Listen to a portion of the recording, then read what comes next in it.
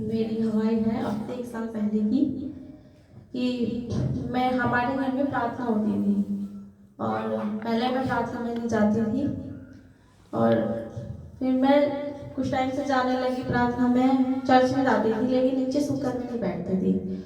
उस टाइम पे हमारे पापा जी की आँख खराब हो गई और सबसे सब हॉस्पिटल चले गए। वहाँ पे मैं और मेरी 2 रानी थी। मेरी 2 रानी का नाम है वसुधा।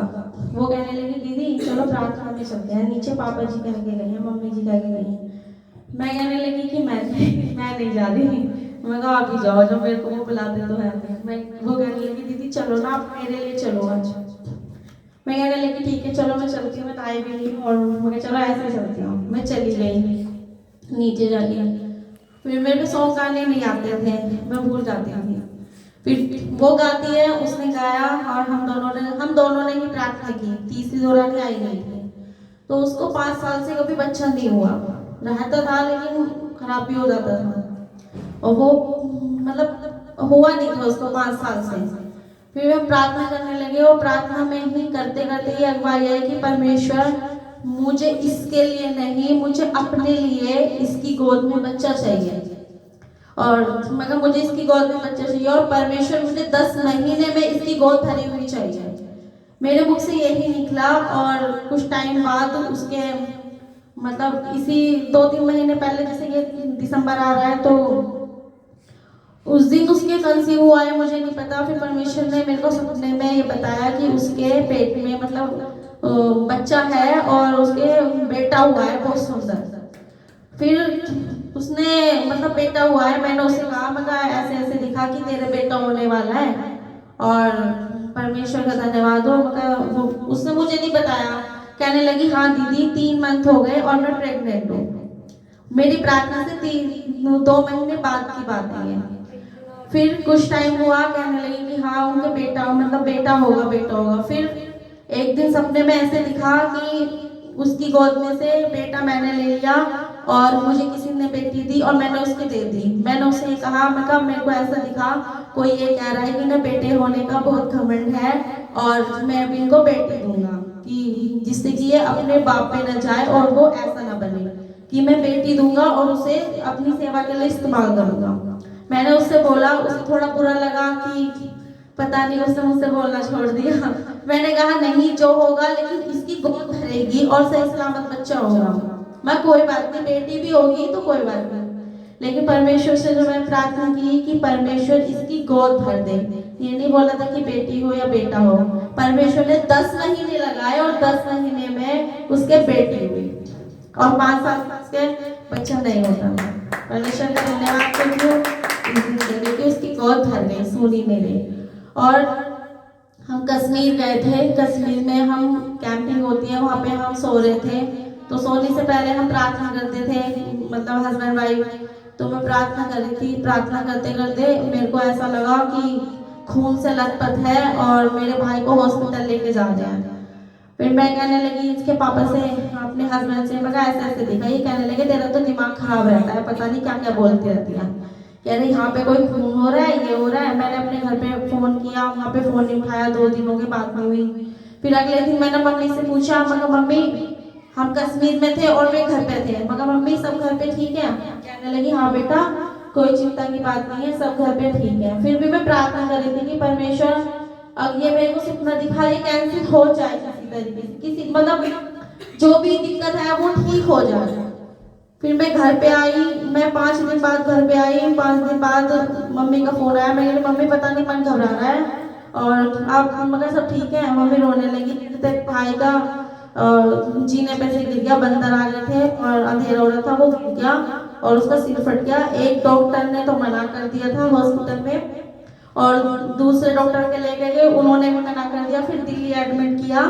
दिल्ली एडमिट करने के बाद में सीटी स्कैन हुआ। डॉक्टर ने जवाब दे दिया था कि हम इसका जिम्मेवारी नहीं ले सकते। लेकिन परमेश्वर का धन्यवाद है, पूरी रात मेरा बेटा ही रोता रहा यार मुझे मामा के पास जाना है, मुझे मामा का। मगर मामा मामा कर रहे हैं, मुझे फोन तो उठा नहीं रहे। मगर चल मामा की बात छोड़।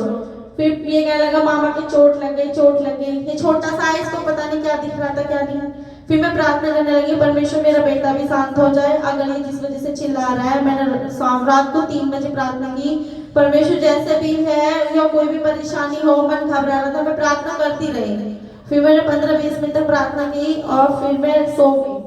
सोने के बाद में उसी ही रात को जिस दिन मैं जागी थी और ये भी रो रहा था, हम तीनों जाग रहे थे, उसी दिन की वो बात थी। मम्मी ने कहा कि शुक्र की बात है और परमेश्वर का धन्यवाद हो। रात को 11 बजे से लेके और सुबह के 4 बजे तक वो हॉस्पिटल में एडमिट रहा। उसका टांके भरे गए, 35 टांके आए थे सर में, डॉक्टर ने जवाब दे दिया था। लेकिन इस वक्त परमेश्वर ने उसे ऐसे संभाला कि वो रात रात में ठीक हो गया, कहने लगा घर जाना। अगले दिन खड़ा हो गया, खड़े होकर लैट्रिन बाथरूम खुद की और अब वो बिल्कुल ठीक है।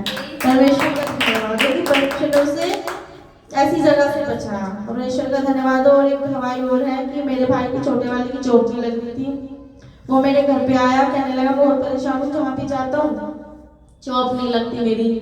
मैं प्रार्थना करने जा रही थी, फिर मैंने लगी परमेश्वर तू सच्चा खुदा है और तू सबके मन की बातें जानता है। ये बच्चा परेशान है कि आज इसने तेरी बेटी से बोला है और परमेश्वर मेरे से तेरी बेटी से नहीं, तेरे से बोला है और तू इसके जीवन में अपनी इच्छाओं को पूरा करेगा।